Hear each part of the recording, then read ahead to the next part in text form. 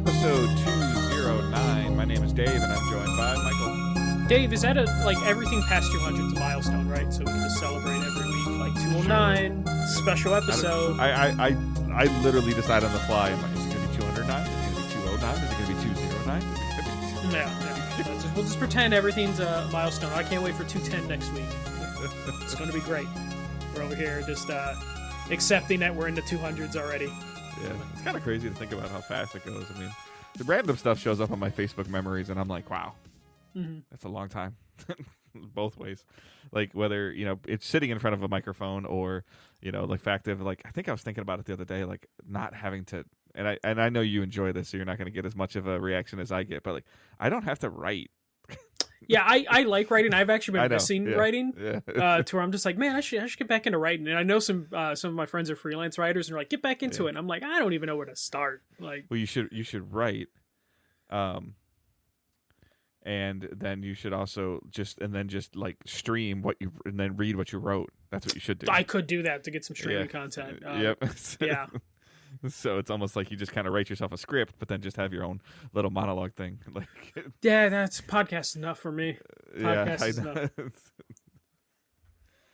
All right, so we are Digital Days Gaming. We are a weekly podcast that let's create a Substack. I don't know what that is. Sorry, my wife's confusing me with chat. So we are Digital Days Gaming. We are a weekly podcast that posts every Thursday morning, 6 a.m. Eastern time on podcast networks around the world. Maybe other worlds too, if the internet works over there. I don't know. Probably. You can also watch us. You can watch us live on YouTube, youtube.com/digitaldaysgaming.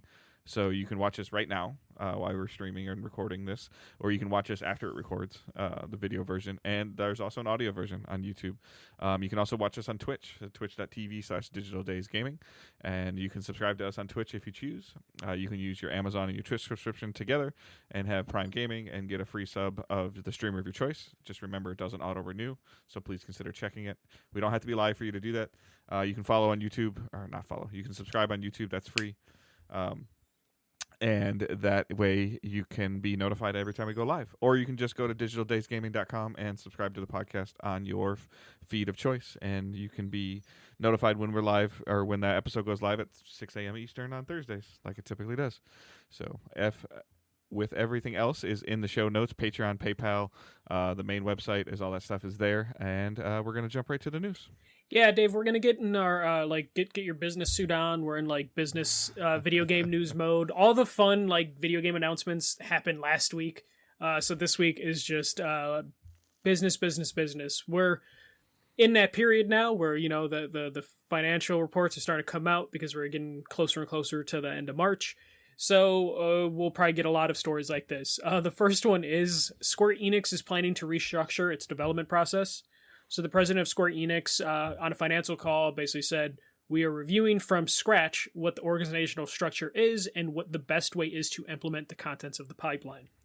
Reports were coming out before this announcement was made, that basically said the new structure will go into place in April, and the plan is to focus more on in-house development rather than partnerships. And they will have a check and balance system that will decide the fate of a project very early in development, as opposed to finding out a project's not worth it when it's almost close to the finish line, which seems to happen a lot with Square Enix. And video games in general. Yeah, video games in general. And these changes are going to... they're basically the result of the last few releases from external studios failing, whether it's Outriders, Avengers. Well, Avengers technically was partnership. And Outriders an internal studio. Outriders failed Square Enix, but Outriders didn't commercially fail. The amount of money they invested in it didn't work out. And it seems like those and Strangers in Paradise, that Final Fantasy game that they worked with Platinum on, it seems like mostly they didn't know how to spend money with those partnerships, so the budgets just got out of control. And they also want to re-look at their internal stuff because Final Fantasy 16, the sales kind of flattened, and they were hoping... One platform. Yeah, one platform. And they were hoping it would continue to sell, and it sounds like it went flat and then kind of fell off a cliff. There's still expansions coming to it, so it's that weird Square Enix mixed messaging of just hey, this didn't sell well, but they're gonna invest the next 2-3 years in. Probably because it's coming to more than one platform. Maybe. But yeah, Dave, Square Enix restructuring their development process. This can't come as a shock to you. No, and I think that we were not going to really know the return on investment of this restructuring in 4 or 5 until like earliest of 4 or 5 years. I think we're much farther along. The best example I can give is what Ubisoft has been trying to do. And what we're seeing with Ubisoft doing that, what I think we might see with Square doing it as well, is this big void of nothing. Yeah. And Ubisoft is in that void of nothing. Where Avatar, I still feel like was so far in development, and they were trying to do such a graphical fidelity with that game that you got it's essentially Far Cry. It's Avatar Far Cry. Yeah. Which there's nothing wrong with that, but I think the small little nugget that we're seeing about the Ubisoft restructuring is Prince of Persia: The Lost Crown, like in terms of like good quality gameplay, like that works and is a little different than what they've been doing before.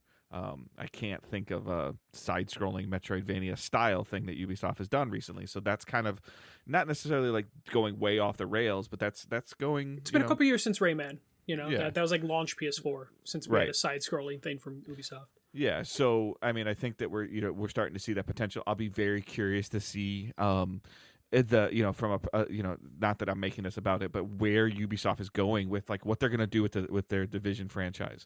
So like that's going to be the tell all. And if I'm Square Enix, I'm paying very close attention to what Ubisoft is doing. Not necessarily to copy them, but just to maybe not to see where their faltering is. And I just think in general, like we've been seeing the last 6 to 9 months, like the gaming industry is just in a huge flux right now. And what is the result going to be? Because it's either you're either a free to play juggernaut or you have to sell 25 million copies. There's no in between. Yeah, and I think that's where Square Enix is going to find the hardest time, is because they actually are doing the smaller games. They're doing a lot of those RPGs on the Switch, and those are successful enough. Like you never really hear Square Enix complain about triangle strategy not selling well, or Bravely Default, all those like games that kind of fit in the same sphere. You don't really hear them complaining about, oh, this game didn't sell well. You only hear them complain about the AAA games. And it's the ones that they shove in your face, and I also feel like they're kind of shoving them in their face of the wrong market. Like I don't know, like I mean, Final Fantasy 16 being advertised during NBA games, like is that the player base that you want? Like, yeah, so but it costs to advertise in those NBA games, and it costs to advertise on those commercials, whatever shows that they're on, and I get it that you're looking at like the top most watched things. Like, of course, everybody wants to advertise on the NFL. They dominate. Like I think last stat I saw is like 97 out of the last 100 most watched things are NFL games. Yeah. So like they don't have a choice. Like. Yeah, and I think that kind of comes down to the Square Enix is trying to have to realize, like, okay, what is our market? How do we reach that market to like expand on it? And right now, it just seems like they're kind of lost. They're treating things like it was back then. Exactly, and I don't think that anybody knows how to currently market to the gamer right now, because I think it's becoming more normal to be a gamer. So and I'm not saying that in a bad thing at all, but I just like before it would be like, oh, a live action trailer for this game, like it's like I think Suicide Squad did a live action trailer and that's the first one I can recall since like Activision Destiny days. Yeah, like, well, Suicide Squad also like they literally advertised all over AEW, and WWE. To where like the ring apron said Suicide Squad and the barricade said Suicide Squad, but that makes sense for Warner Brothers to market to like that crowd. But you have to wonder, like when you go for the NFL market, the NBA market, like is that really is that money worth it, or are you just advertising there because you're trying to prop your game up as like this is a big thing, so we have to. And Square's. Like, I think that's the thing that, like, it wasn't mentioned here. It's just mostly about, like, how they're going to change development, but they really need to look at, like, their marketing strategies for a lot of this stuff. But I think that's why they're okay with the Bravely Default and the other stuff, not because they don't shove it down people's throats. And they're like, we only spent this much and we made this much. We're cool. We spent that much and we only got this much. Well, and cool. That's where I think Square Enix has to look at it, of just like, okay, you can pump out those like smaller RPGs, like the Secrets of Mana is coming out to every platform in like a month or two, and that will probably be successful with the size and scope of the game. So it's like, okay, Square, you can pump those games out.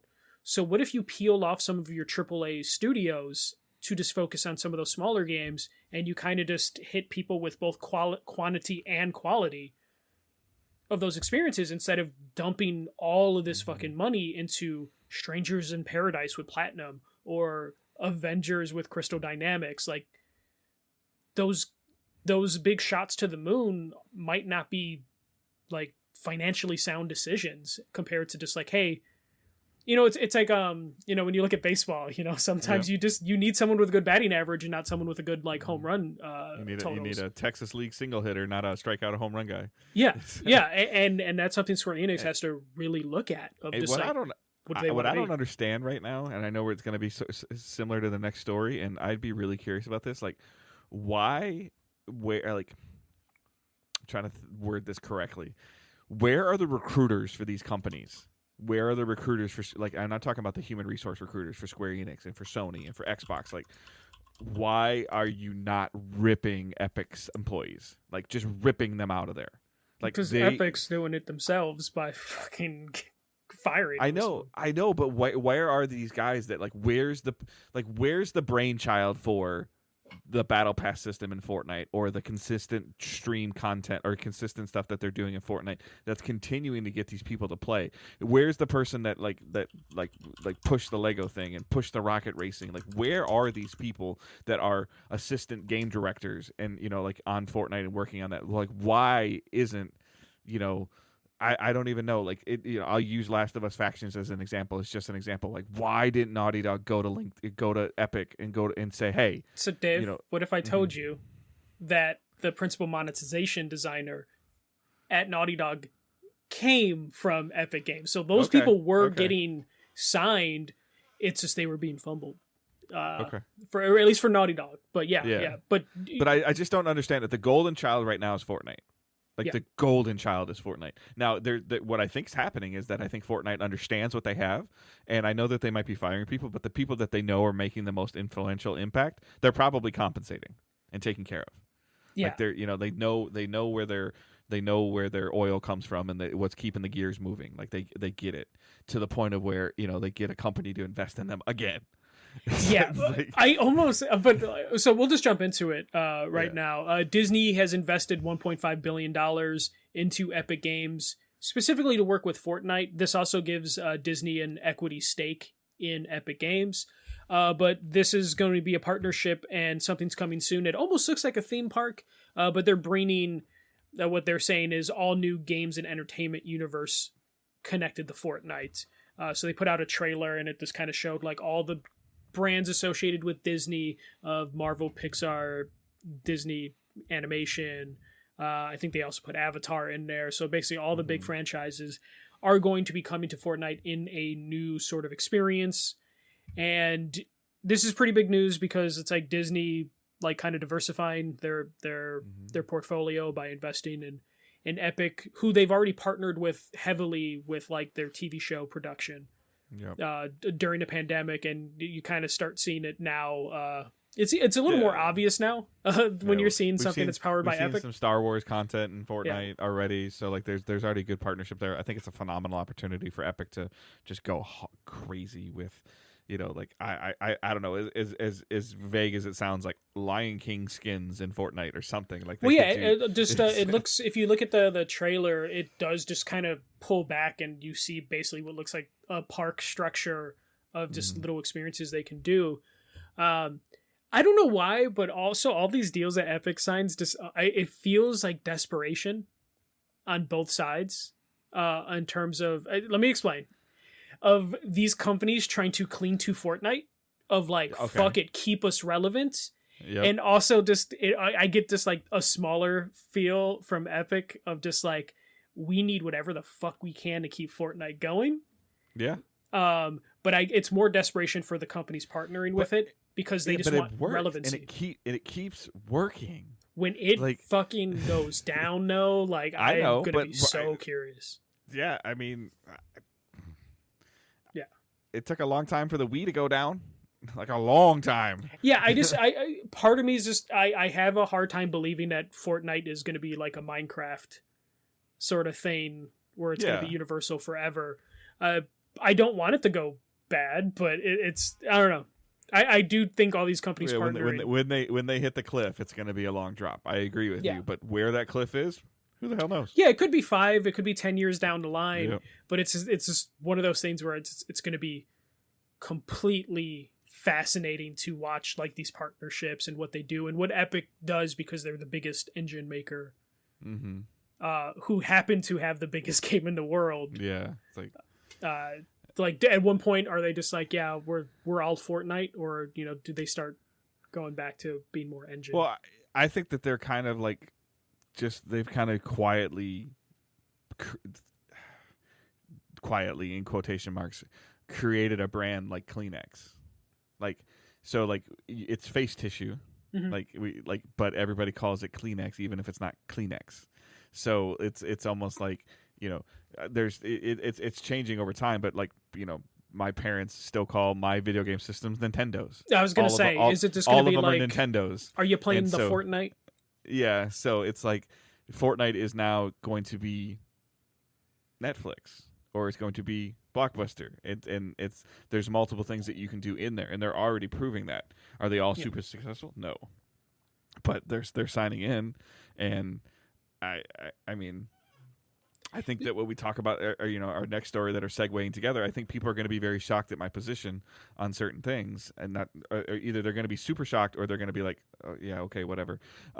But it's just one of these things where the landscape is changing, and people when they dial back and look at stuff, they don't realize that over time how much something has changed, which feels like a long time, but it's really only a short time, and it just kind of naturally and slowly happens to where you're just comfortable with it. And that's what I feel like Fortnite's doing now, where people are signing in because the season's ending. People are signing in because there's a concert. There's eventually, Epic probably has enough money to do in the next couple of years to do some type of Super Bowl calibration where you're going to be watching halftime in the Fortnite concert. It's just as an example, and they're just slowly integrating this to similar to how a smartphone's been integrated to us, and the house phone has gone away, or listening to whatever your MP3 player, that wasn't that long ago, but now it's all merged into a phone. The evolution has changed a ton in a short amount of time, and it was very slow and gradual to the where now you look back and you're like, whoa. Mm-hmm. So it's just weird right now, and I'm just so tired of I'm with you. I'm tired of the rich are getting richer. Epic got better. Epic got better today. Disney got better today. Yeah, after both companies laid off a ton of people in the last month or 3 months, and in Epic's thing, it's just okay, now Epic is going to probably go back to a lot of people they fired and being like, you're not an employee, you're a contractor. Because now we have this money in.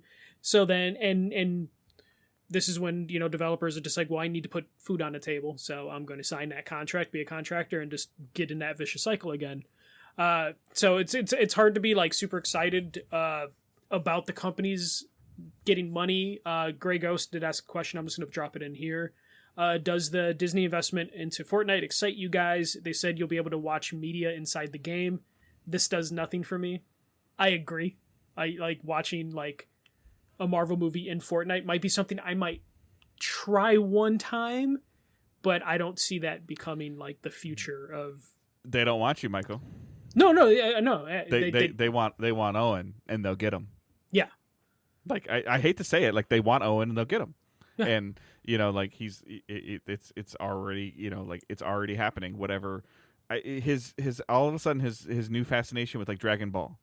Mm-hmm. I think came out of Fortnite. He was playing in Fortnite, and something Goku killed him, and he's like, "Who's that?" And now he's playing. Now he's watching Dragon Ball. And I'm so sorry.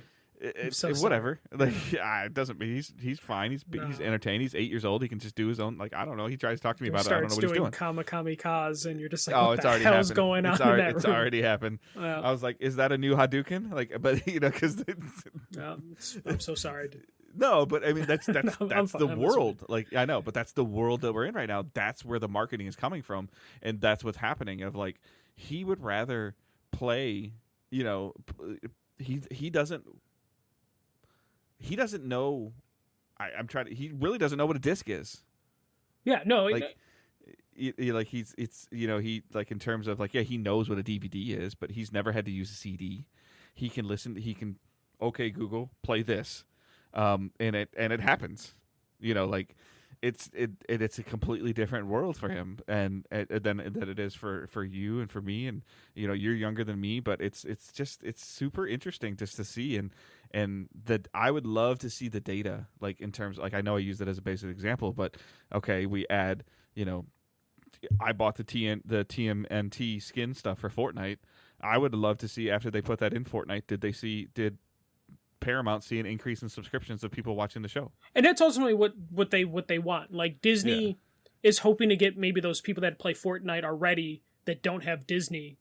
Suddenly you're interested in Disney, but I also think put a Percy Jackson thing in there. Oh, what's that? Oh, go watch the show. It's on Disney Plus. Oh, I'm not subscribed to it, but that thing in the game looks cool, so let's check it out. Yeah, and they're hoping to at least get that Fortnite thing, but I also think Epic right now is at a spot where Fortnite is hit a saturation point that they do want someone like me to be like, fuck it, let me pop on Fortnite. So like Epic's is definitely, Disney just wants to peel some of the people off Fortnite into their ecosystem, but Epic right now is at a point where they keep getting these investments and they're just like, we just need to eat as many people as we possibly can. Well, and these major corporations, mega corporations, whatever you want to talk about it, and this saturation or this consolidation and stuff, or these partnerships people hate and stuff like that, but they're necessary. Like there's reports right now of still circling back of like ESPN and Fox and TNT and Disney are all going to make like their own app. And I'm like, yes, please. Like, yes.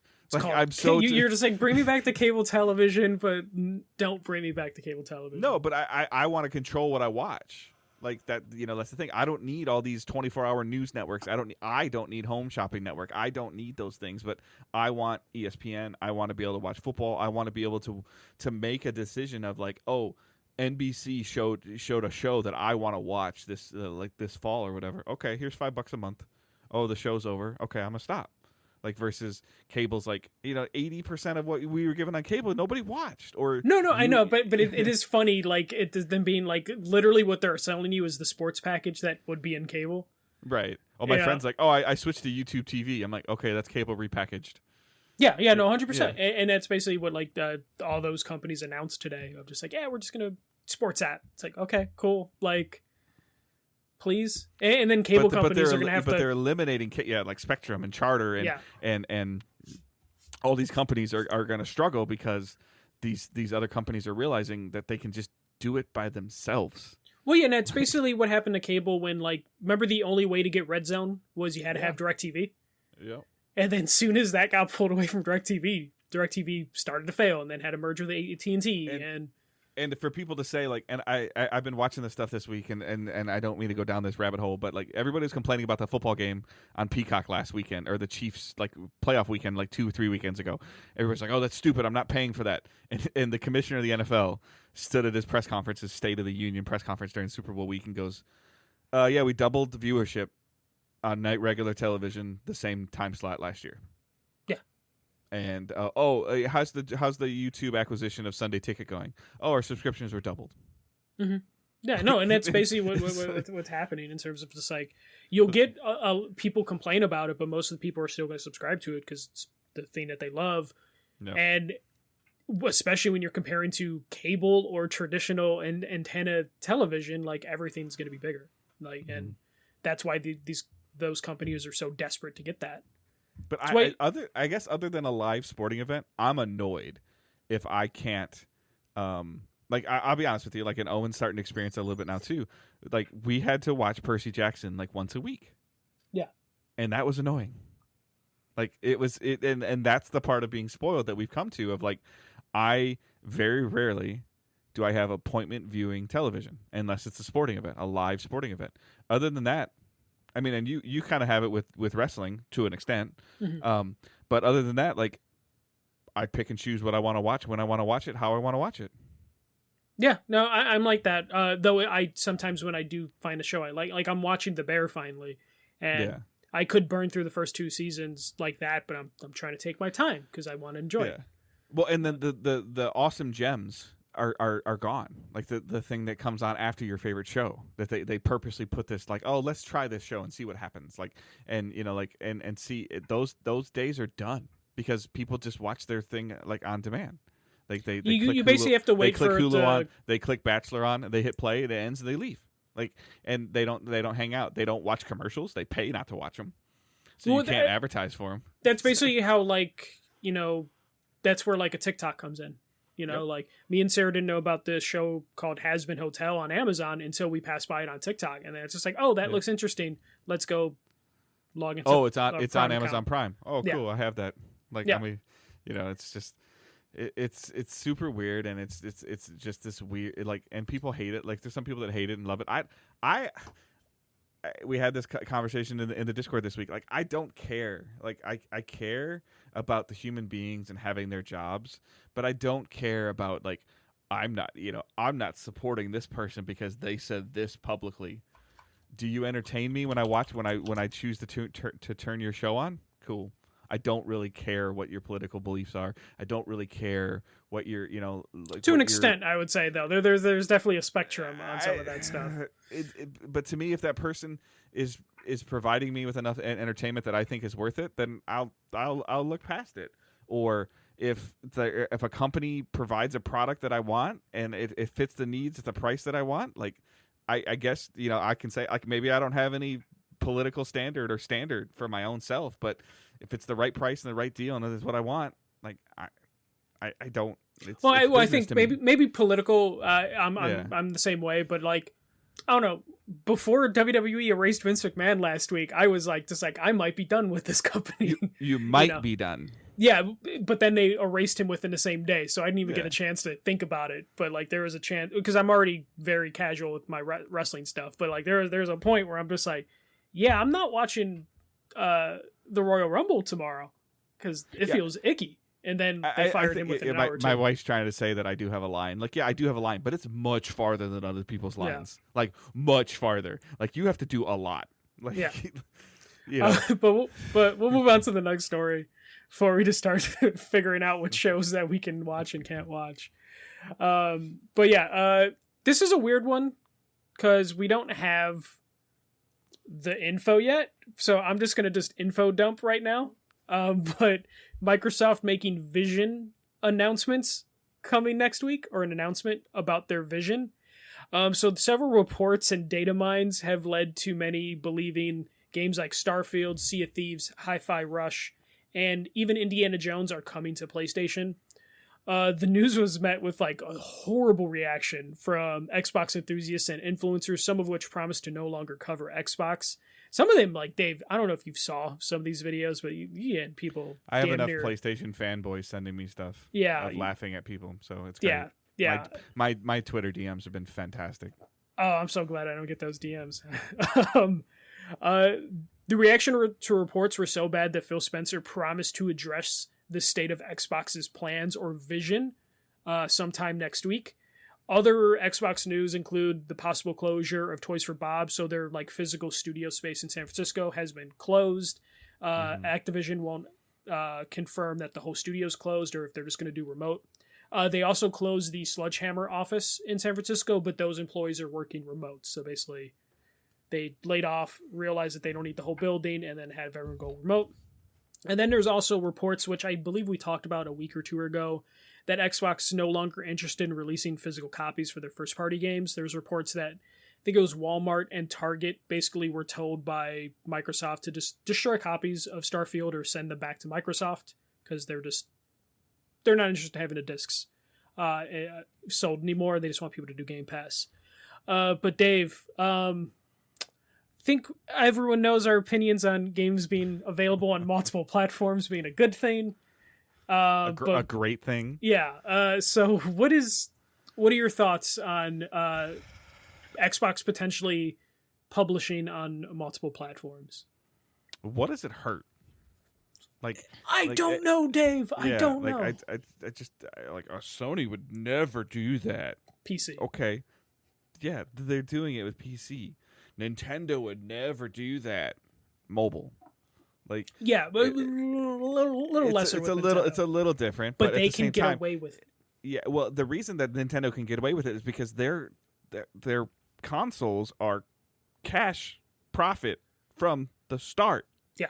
It's like, and then they their just games are also profit. Right, and then they just get higher margins over time. The Switch is 10 years old, or maybe, and it's more profitable now than it was when it launched. Yeah. Not because of the software. Yes, the software is there, but because the hardware is 15 years old.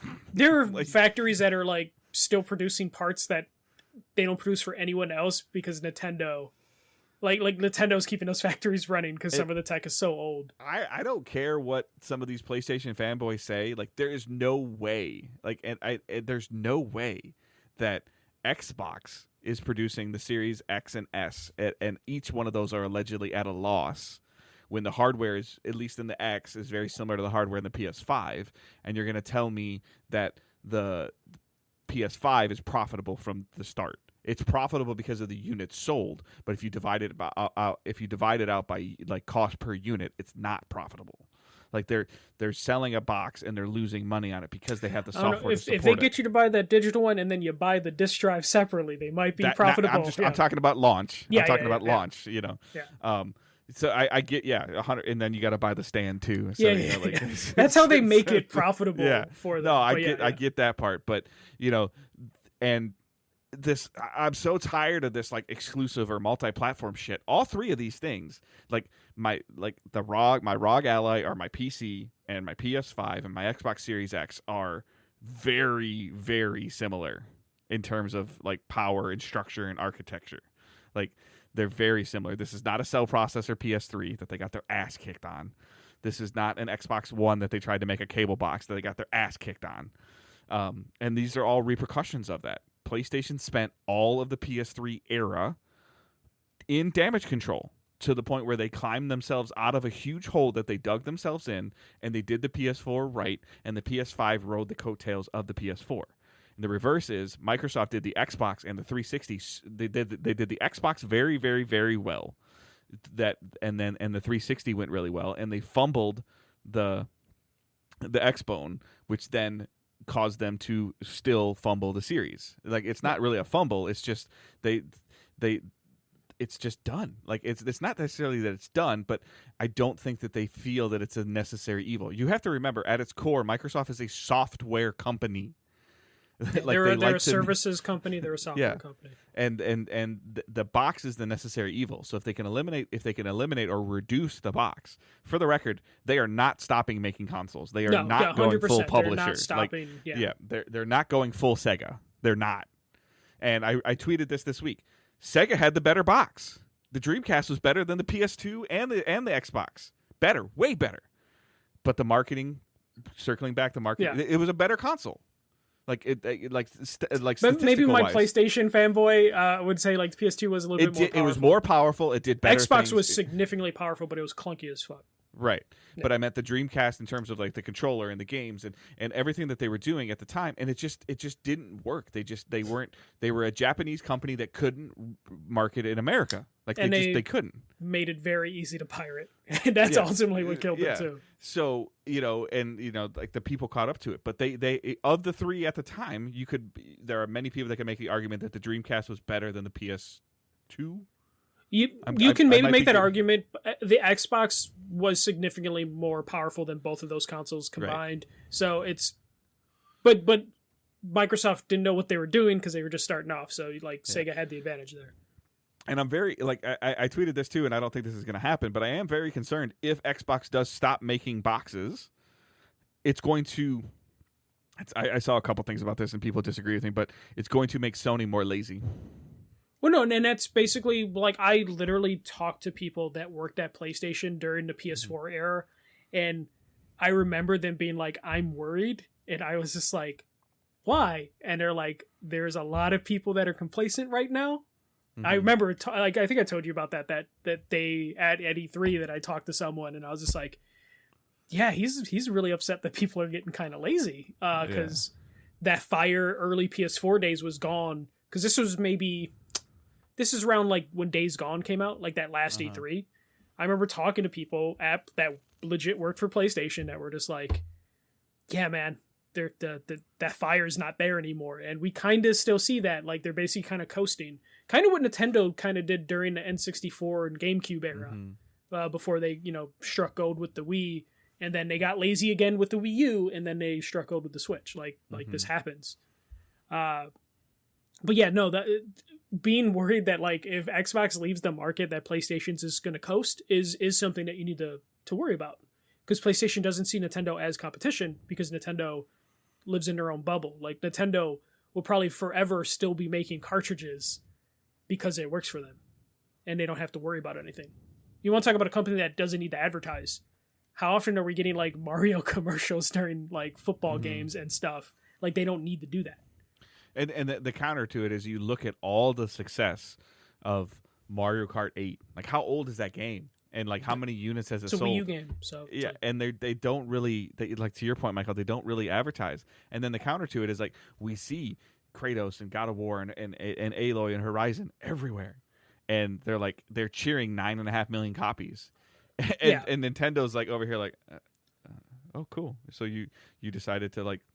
To actually like sit at the table with us for half a day.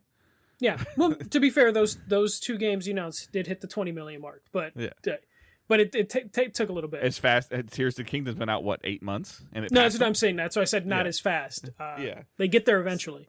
But yeah, no. From a perspective of just and how many versions does it take for them to get there too? But yeah, you'd have to account for that. But when it comes to like these games going like multi-platform. Like I think we've said since day one, we love the idea of more people being able to play games, especially these games. This is still a ploy for Game Pass. Yep. Because they get all of it. Microsoft gets all of it. So they either get you to sign up for Game Pass, or you pay $70. Yeah. Or you wait 3 months and you pay $70. And even if Sony gets a 30% rip of that $70, they don't care because they got more money than they had before. Yeah, and then also there's a chance that, like, say they actually start hitting gold with Obsidian, because Obsidian's probably got the most games announced, like, in a row. There could be a PlayStation person who's like, oh shit, I really liked Avowed. Oh shit, I really like Pentiment. Mm-hmm. I spent $70 here, I spent $50 here, but if I went Game Pass, I would get their next set of games for this much instead of that much. So it's a way that they can get their money either way, in hopes that maybe they do pull you to Game Pass, and then hopefully they'll be at a point where, like the thing we keep talking about, like eventually they're going to sign a deal with a TV manufacturer. Yeah. And 10 years ago, people said, "Why would I pay for a monthly service to watch movies?" Yeah. There were people using Netflix only for the discs, like. Yep. But even then, like, why would you're going to mail me stuff? Like, that's stupid. And like, oh, now you're gonna take away my discs and you're gonna just make me like watch something on an app, and like and it's so interesting to me of where, like, if you in the next 2 to 3 years, I will be 100% content and I will buy it right away if I can just stick a thumbstick in my HDMI port and connect my Bluetooth controller to it and play games. Yeah. And for $18 a month or $20 a month, yes, please. And there's also a thing that like would like there was panic of just people just like, oh, they're gonna stop making physical hardware, and I don't think they ever will stop making physical hardware, because that's what people end up like attaching their personality to, as silly as that is. And when's the last time you saw a Windows disk? You don't need a disk for Windows anymore. No one has disk drives. Yeah, no, but but for console fanboys, for the people that are going to cheerlead your shit, they like to have a box. But I think that's what ends up happening is Microsoft has a console in the future, but they just don't really give a shit about it. Like, it exists, it can do the things that it needs to do, but they don't need to hit a big marketing push for that box, so they're worried about sales for that dumb box. Like, they can just cut corners where they need to cut corners, but it's not going to be something that they're worried about, like, oh, we got to make sure we hit that launch day for that box. It's just like, no, here's just the latest box that you can play the games. It's just evolution. We used to have to put a disc in our PS3 to watch Netflix, just to run the app. Yeah, but I really think they're not going to be walking away from a console anytime soon. No, Like, but I think their version of a console is going to be different than what we think of a console. Like, it'll be a hockey puck that looks like an Alexa. I think it's going to be that, and it's still going to be a console. And the only difference is like, hey, it can run the game a little better because you're not streaming it, but it's not going to become the main. Right now, Xboxes, or like when you look at like Xbox One, 360, the focal point of that ecosystem was a physical box. Mm-hmm. I think now that physical box is just going to be considered an accessory of like, how are you interacting with Game Pass, and is there a benefit for you to have that physical box? And they don't care how you interact with that shit. That's not a bad thing. Like, and like if PS5 players have to wait 90 days to play Indiana Jones, okay, that's a choice you made.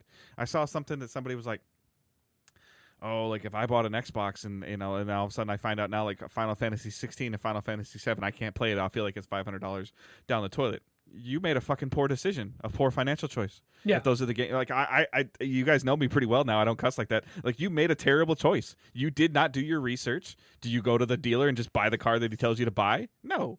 Yeah. Like, well, no, you made a poor choice. That's your fault. Yeah, but at the same time, like, I'm okay with buying multiple versions of something. Like, if whatever this Apple Vision thing is, like, my wife's gonna roll her eyes or whatever, but she knows it's true. If they come out with something that I think is cool enough and worthy enough of me buying the hardware, guess what I'm gonna buy? The hardware, because I want to play it, and I don't care. Yeah, and the people that are like upset about like, oh, I bought this machine and I can't play the game, Xbox is trying to correct that a little bit. In terms of just like, hey, you might have been a Bethesda person and you invested in PlayStation. Well, fuck it, we're gonna put out Starfield on PlayStation. And it also could be a point of Microsoft just being like, can you squeeze out a little bit more profit of this? Because, the Game Pass thing, you might have saturated the market. It's at 30 million subscribers. Can we squeeze any more money out there? And Phil Spencer's like, yeah, we can put it on PlayStation. Mm-hmm. And we can squeeze more money out. And because the consoles are getting so similar to each other, the development costs aren't as bad to port it. And people keep pointing at Starfield. Starfield was a top 12 NPD game last year. And we did not see a decrease in Game Pass subs. So either they increased or they stayed stagnant. So they kept the same people they had. They sold copies of it on Xbox. Probably not very many. We saw it on the top of the Steam charts. It's a top 12, top 20 selling game for 2023. Like, where's the negative here? Yeah. Like, where's the bad part? And if you're Microsoft looking at the Xbox, they're just like, how can you squeeze more profit? It's just like, okay, we can just go on one more platform.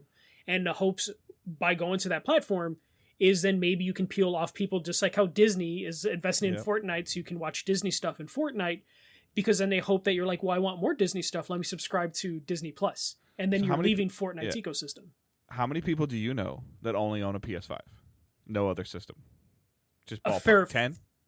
Yeah, probably okay. Like 20. Okay, so of those 20, if Starfield got announced to come out on PS5 tomorrow, how many of those 20 do you think would buy Starfield for $70 tomorrow? Probably on a PS5. Quarter of them. So out of 20 people, 5 people, maybe a couple more. 25%. And that's 25% more than they had yesterday, in terms of like Xbox, in terms of sales and stuff, finances. And the game is 7 months old. Yeah. And they would pay $70 for it. And that's what the funny thing about like the fanboy war stuff. And it goes both ways, Yep. Like, how many Xbox fanboys were like, oh, who gives a shit about baseball? Yeah. And then the show comes to Xbox and they're like, oh, this baseball game's really fucking good. Platform or hardware doesn't matter. The content or the software is what matters. And if the content and the software is good enough for you, whoever's listening to this, and you make the choice to do however you want to play it, then that's your choice. Do I think that, like right now, do I think me buying my Series X was a mistake? Yes. Do you know why I think it was a mistake? Because my PC does it better and easier. Yeah. But you didn't get your PC, the new correct. PC, until at the after time. Xbox. Yeah. But am I upset that I spent that money? And no, has my gaming ability in the last 12 to 24 months changed? Like, I prefer to sit right where I'm sitting now and play. I bought Suicide Squad on PC. I have a PS5. I have an Xbox. I still chose to buy it on PC. I like playing it down here. It's almost like you like video games, yeah, and not platforms. You know, like, and I think that's the thing that like people need to remember is like we play video games because we love video games, and to tie our love for video games into one specific platform is such a weird thing. Like, you should just want to enjoy the video game. If Neil Druckmann got peeled off by Amazon and took 80% of Naughty Dog with him and made a company called Proper Dog and was making a new game that was exclusive to Amazon Luna, guess what I'm subscribing to? Because of the clout that Druckmann carries.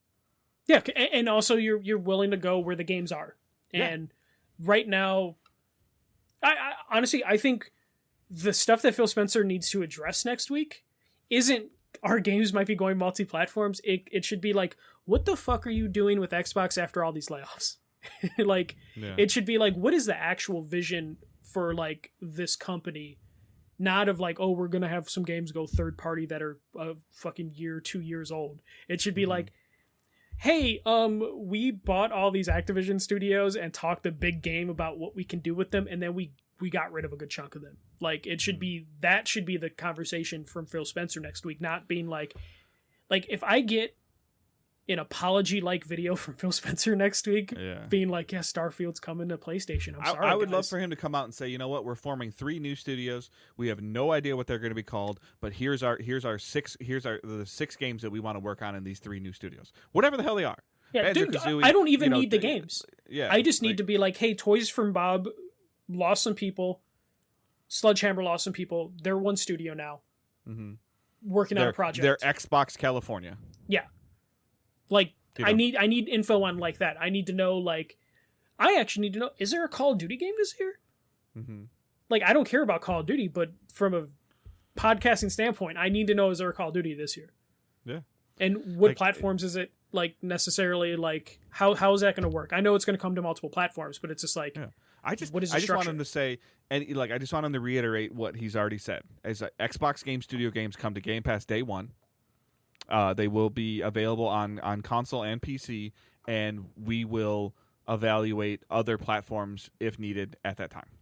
And I don't think them saying, like, Game Pass day one, 3 to 6 months later, that game will come to PlayStation, they're going to lose Game Pass subscribers. That's not going to happen. They're going to keep those subscribers. But when they signed their Indiana Jones deal, they might have signed a sales deal. Yeah. You know, and I get it. Like, everybody's like, oh, sales don't matter. Like, yeah, they can pay the bill. You know, but a similar conversation I had with a guy in the Discord, like, that, where you get the $3 billion from? 15 times 30. No. You know, like they're getting this much money per month. Yeah, but like, do we know how much they're investing? But and I'm right. Yeah, I know. Yeah. But do you think that they're outputting more than $3 billion in game development per year?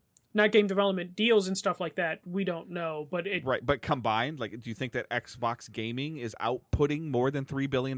Now, again, I'm using $3 billion as a round number, but that doesn't include any hardware sales, whether you think they're good or not good. That doesn't include any game sales. That's just the Xbox Game Pass revenue. That's all I'm talking about. Yeah. Like, and I'm being low on the numbers. I think I think it's like 31.5 million when I looked it up. Something like that. And and you round it down to even like $10 a month. You know, like, there's a lot of cash coming in, and it doesn't mean that all that cash isn't going out. That's what I'm saying. Like, the buckets are different, but if you just look at like the raw data like that, or like the big picture stuff. But do you not think that anybody paid $70 just for Starfield to play on Xbox Series X? It definitely happened, because we saw the NPDs. Like, people did do that. So, you know, and I look at it, and you can compare the two. Like, if you really dug into multiple platform stuff, I get it. Xbox bought these companies, but now Xbox owns, I think, 5 of the top 20 selling games from 2023. Like, and that's just, that's money. Nintendo's got 3 or 4 of them in there. Sony had 1. Yeah, well, Sony's in a weird spot right now, which we'll get into Sony at a future time. But PlayStation's going to have the weirdest year this year. Yeah, we might not have. But I'm just saying, they had 1 game in the top 20, and I'm not saying that's bad. Like, you know, like, because they sold the most consoles last year. So right, yeah. So it's like, but in terms of, there's going to be like, there's always an ebb and flow and an adjustment, and if Microsoft can hit the cadence of a big game or a mid to big game every 3 months, which it looks like on paper right now they're going to do that this year. They're gonna have a quarterly game. It's almost Valentine's Day and we don't even know what Sony is doing this year. We do, since the state of play, it's all third-party partnerships. So we don't know what Sony or PlayStation Studios are doing. We do. They're just doing third-party partnerships because they don't fucking have anything right now. PlayStation's in the same spot Xbox was 2 years ago, but they're at least able to sell hardware. You know, where Xbox went like a... I'm waiting for the Destiny Final Shape state of play. You know, because they're gonna have to push that. I forgot. Their first party game is gonna be the DLC for Destiny 2. People who can roll your eyes or whatever, but between now and June, what is, you know, and Bungie's not a PlayStation studio. They're owned by PlayStation, but they're not a PlayStation studio. I know, they're outside of that little graph chart. Yeah, but I know. Based on the stuff that happened last year. I know, but I'm just saying, they spent all this time with Square Enix and Final Fantasy VII Rebirth. They're pushing Foam Stars. They're pushing. What else did they just push from the state of play? Stellar Blade. Stellar Blade. But is Stellar Blade only coming to PlayStation? As far as I know, yeah. Okay, and this mantra that I would love to go away. It's like we've talked about words going away. I'm tired of the word console exclusive. PC is a real competitor, and it is a bigger competitor than Xbox or PlayStation. The funny thing is the reason it's not considered console competitor is because you don't plug it into a TV. No. It's because there's like dozens of hardware manufacturers. Yeah. But the one common thing those hardware manufacturers have is it runs on fucking Windows. So. And who owns Windows, Michael? Yeah, it's a good point. I don't know. I don't know the company's name. It's changed. But that's the funny thing of this, like them, like Microsoft. Either way, they're working out because it's like, yeah, you can't pin down one manufacturer as the creator of PCs. My computer at work is a Windows computer, and when it's not signed on, and I hit the little space bar to go onto my computer, this thing is probably like. The size of my computer is probably like the size of my phone. The little box that sits on my desk is probably the size of my phone because it's like for me to check email and to like verify inventory. And I go to like do my sign on, my Outlook sign on or whatever to get in there. There's a Game Pass advertisement on that screen. You know what's fucking funny? Because at my work computer, like a month or two ago, like every computer at work kept getting like Deathloop is on Game Pass. And I cracked up because anytime I turned on a computer, and I'm like imaging like dozens of computers a day, I just turn on a computer and be like, Deathloop's on Game Pass. And at a certain point, I gotta wonder if people at my company were just like, what's Deathloop? And then ended up like investing in Deathloop. So it's two, different people like playing different marketing, different strategies, and I think like, do I think Phil Spencer's losing power at Microsoft? No, like I don't. I just think that the board is wanting to see more action faster. Yeah. That's all. Yeah, they want more action. They want to see just a little bit more money getting squeezed out, and the way to do that is to go third party. And I'm sure if you told Microsoft's board of just like, hey, so we can get more money if we release this stuff on PlayStation and Nintendo, the board's not gonna be like, hold on, but the Xbox brand, they're gonna be like, okay, yeah, do it. Like, if you can guarantee more money. I boot up my Switch, and it says PlayStation Studios presents MLB The Show. Mm-hmm. Yeah. Why is it going to be that big of a deal if I boot up my PlayStation and it says Xbox Game Studios presents Indiana Jones? Why? I don't know. Like, and that's the thing. Like, I think when you boot up Psychonauts on PlayStation, it shows the Xbox Studios logo, and so it's just like no one cared. People are like, oh well, like this game when it came to PlayStation was bad. Like, okay, like yeah, there's gonna be bad software. Like it's gonna happen. So again, is it the platform or is it the software? Oh, I'm not gonna buy a Hi-Fi Rush anyways. Okay, well, if it would have came to PlayStation on day one, would you have bought it? No. What the fuck difference does it make then? Yeah. Just so people enjoy games. We beat this horse to death, Dave. We can probably move on. All right. What have you been playing? For me, it's Apollo Justice, the Ace Attorney trilogy. So this is like the third set of Ace Attorney games, the remasters they've been doing since like 2020. So it's a new attorney. First one was Phoenix Wright, second one was Naruhodo, and then the third one is Apollo Justice. Coming off the Great Ace Attorney, which was the middle trilogy that took place like in the 1800s, 1900s, going back to like modern times.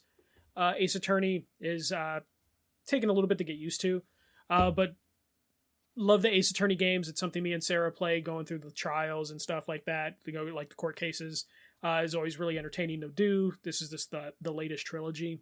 There's been rumors that like Ace Attorney has done so well with these remastered trilogies and sets that they might start making more Ace Attorney games, which I hope they do. But it's something I'm going to be very fascinated with, like how they do it, because the first remastered set was 3 games that had like 3 to 5 cases each game. So you ended up with like 15 trials in the first game. The second one was 2 games that were remastered, and they had like 5 trials per game. So you had 10 trials on that one. And then this one, it's 3 games with, again, like 3 to 5 trials per game remastered, and it's like a $50 collection. I wonder how they bring Ace Attorney back and in what form and how much it'll end up costing, because people that have never interacted with Ace Attorney are only used to it in this format where you get a shit ton of content for a really good price. And the reason they were able to do it is because it's remastered content. So when they start making new original Ace Attorney stuff, I just wonder if it's going to be priced appropriately, or they're going to want like $60 outright for like 1 game as opposed to $60 for 3 games like I paid for this set, if that makes sense. But there's not much to talk about with the Ace Attorney stuff. Everyone knows how those games work.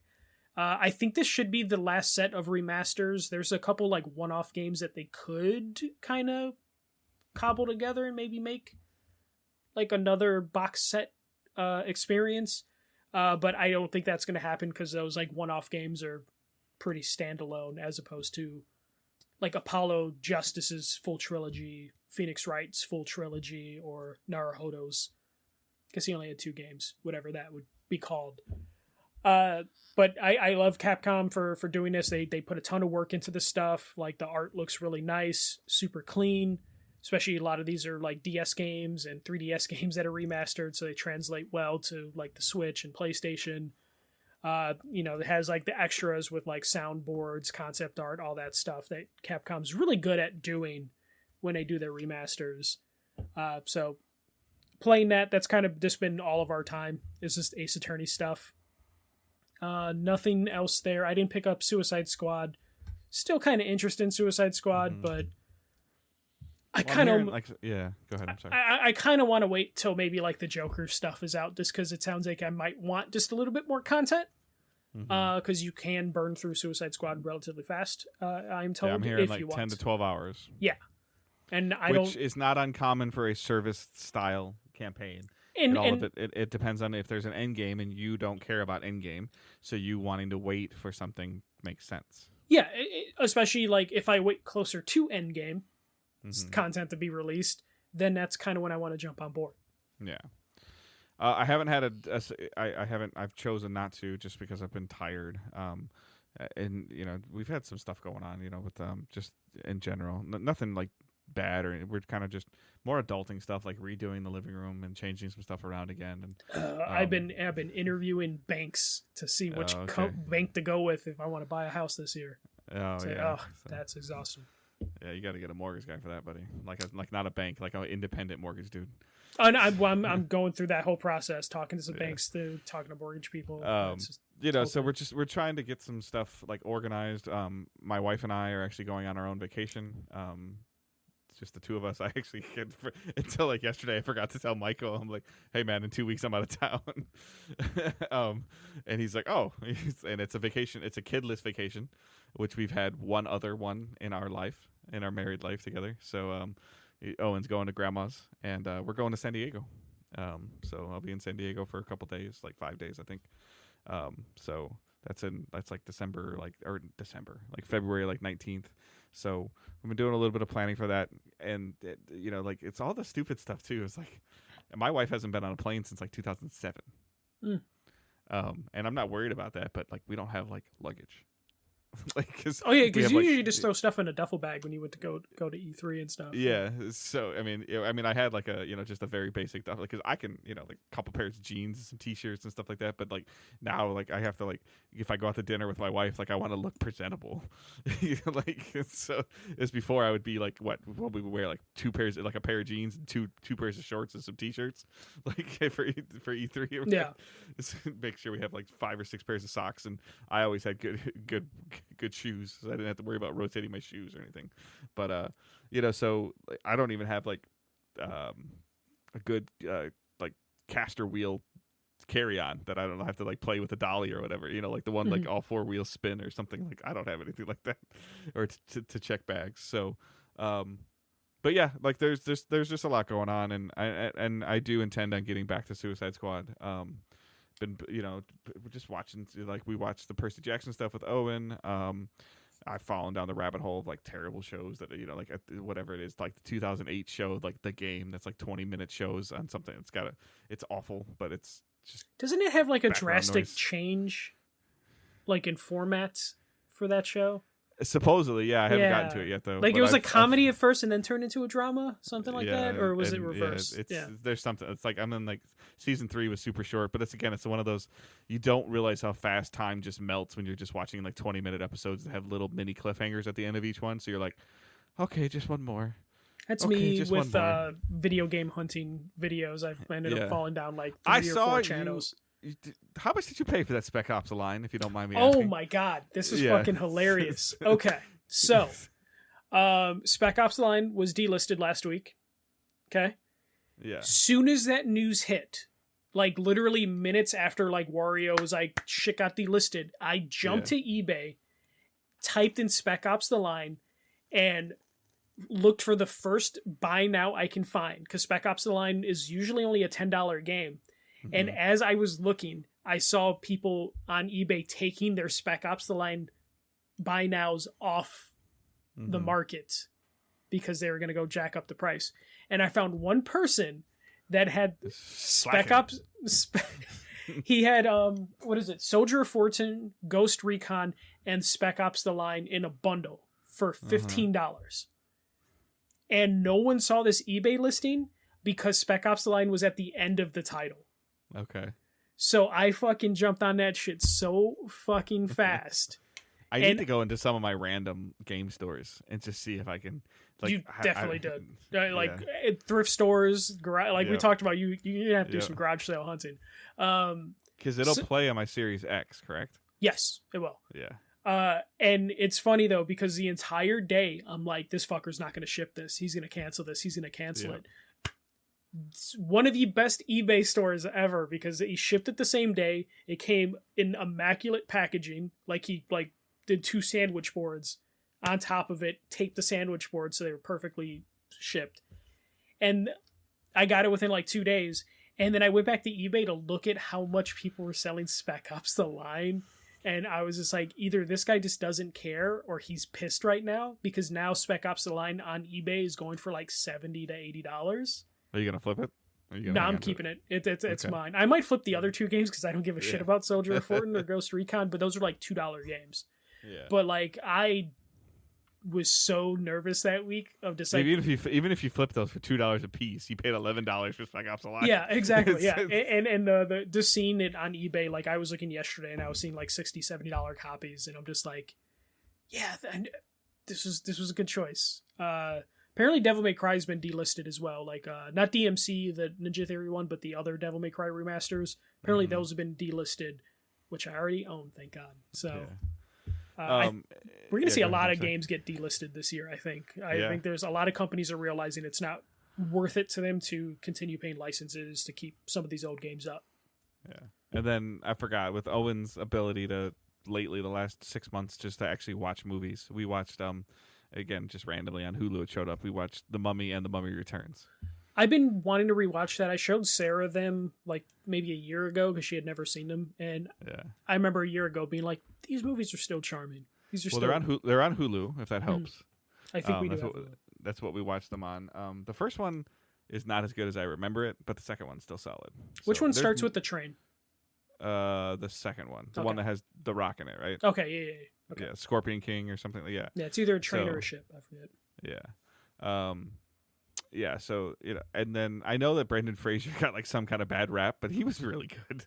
Well, he didn't get a bad rap, but he stopped acting for a while. Yeah, it seemed like he just he just had like. But he just won an Oscar, didn't he? Yeah. He had this like run. My wife told me that I don't follow that enough. He just had a run where he was like the biggest star in the world, and then he just kind of stopped working, and no one could figure out like what the fuck happened. He's also I usually don't judge people, but he's huge. Oh yeah. Well, he's big. he gained a lot of weight for a movie, but I think he was already kind of big at that point. Not super big, but just not what you are used to him being. Yeah. So, I just forgot he did a really good job in the Mummies. Like, he was like the biggest star in the 90s. Like it's kind of weird that he. And I don't remember if there's more than two. Is there more than two Mummies? There's a third one, and I think Jet Li is the villain in that one. Terrible. Don't watch it. And then of course there's a Scorpion King. Spinoff. Yeah. So. And then you can watch there's a Scorpion King sequel that doesn't have The Rock in it, and then there's also a Mummy one that doesn't have Brendan Fraser or anybody famous in it. So I think it stars like a UFC fighter. So don't watch those. Just make sure Brendan Fraser's in it. Yeah. So all right. But yeah, for the most part, that's what I've been playing and watching. Helldivers comes out this week. Helldivers 2, sorry. Mm-hmm. So I'm really kind of I'm picking that up, but I'm also more interested. I just want to see, like, because contrary to popular belief, Sony's publishing a game on PlayStation and PC at the same time. That's not really a service game, but is a service game. It's also a second party game, so. It's a what? A second party. Yeah. But it's being published by Sony. Yeah. I even checked. Excuse me. I even checked because they're publishing it on the PC, because sometimes they third party that out too, and they're publishing it on PC. So they're not only, it's not like console exclusive, like whatever. Yeah. But I'm more interested just to see how this works. Cross-play, cross-chat, cross-save. Well, to be fair, the first Helldivers had cross-platform play between Vita, PS3, and PS4, I believe. I think it was all on PSN though, bud. Yeah, I know. But the fact that they were able to somehow get the Vita to communicate with the PS3 for cross-play means like they probably got this. Yeah. The cross-chat doesn't matter to me because Discord's amazing. But, it's just it's because I'm going to buy it on PC. It's cheaper. Yeah. CD keys, Green Man Gaming. It's cheaper. Yeah. And then if you're not interested day one, the spring sale's coming up, and you'll probably end up being able to get it super cheap that way. So, but I'll be super interested to see how that goes. I don't really know enough about that game, but I know a couple of my friends are getting it, and I'm getting it. Shooting aliens is always fun. Is it gonna be fun in 30 days? Who knows? We'll find out. So, but yeah, other than that, like, if I pick it up and I have some time, I'll try to stream it. So you can watch it on, the streaming is now on YouTube and Twitch simultaneously. So you can check that out and subscribe and follow on each of those. So it should be fun. I hopefully get back to Suicide Squad and do some vacation prep. Michael's going to reach out to some people and try to see if he can record while I'm on vacation. If not, it might just be a week off, and you guys are just going to have to deal with it. So. Yeah. Or another solo show. I think I've done one solo show before. So. I offered to with Discord and he to jump on a call with him, and he's like, no, you're on vacation. He's like my boss now. He's like, you take your time off. Just the idea that you're in the middle of enjoying San Diego and you're just like, hold on, I gotta go talk about some bullshit video game things. I'll be back in 2 hours. Yeah, nah. It'd be like 5:30 5:30 California time for you. Yeah. So you're just like, Angela's getting ready, so I got an hour to record a podcast. Hey, she doesn't take that long to get ready. So, okay. So I hope everyone has a great week. Keep moving forward. Don't be a dick.